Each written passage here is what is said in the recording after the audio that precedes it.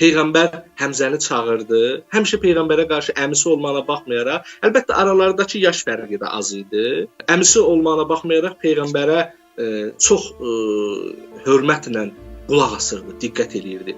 Sonuncu dəfə Peyğəmbər ona müəyyən məsələləri dedi. Bir gecə əvvəl Peyğəmbər onunla, bəziləri deyirlər ki, bir müddət əvvəl, bəzi tarixdə də var ki, bir gecə əvvəl Peyğəmbər onunla danışdı. Dedi ki, Həmzəyə dedi ki, əmican, elə hesab eləyirəm ki, bir müddətdən sonra tezliklə məndən ayrılacaqsan.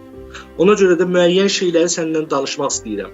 Birdən qəbirdə səndə dinin barəsində soruşsalar, nə cavab verərsən? Sənin din barədə sözlərin nədir?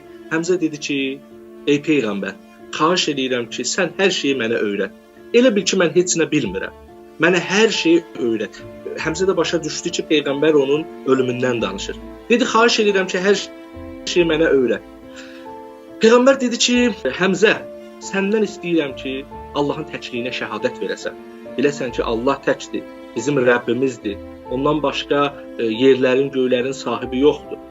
Və sonra mənim Peyğəmbərliyimə ixlasla şəhadət verəsən. Biləsən ki, mən Allahın yanında məqamı uca olan kəsəm və mən onun Peyğəmbəriyəm. Həzrət Həmzə dedi ki, sonra dedi ki, cənnəti və cəhənnəmi qəbul eləyəsən. Bir neçə dənə məsələ dedi. Həmzə dedi ki, ey Peyğəmbər, bunların hamısını qəbul eləyirəm. Bunların hamısını etiraf eləyirəm.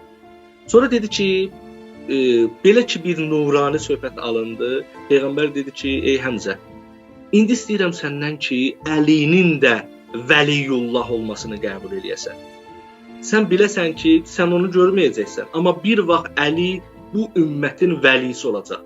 Əli Allahın yanında məqam sahibidir. Onun təkvini, yaradılışı əzəmətlidir və o bir vaxt Allahın vəlisi olacaq. Allah yanında Əli Vəliyullahdır.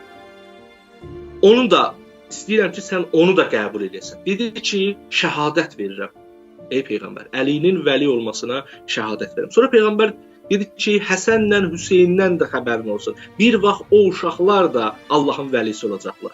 Dedi, onlara da şəhadət verirəm. Sonra Peyğəmbər dedi ki, Hüseynin nəslindən 9 imam olacaq.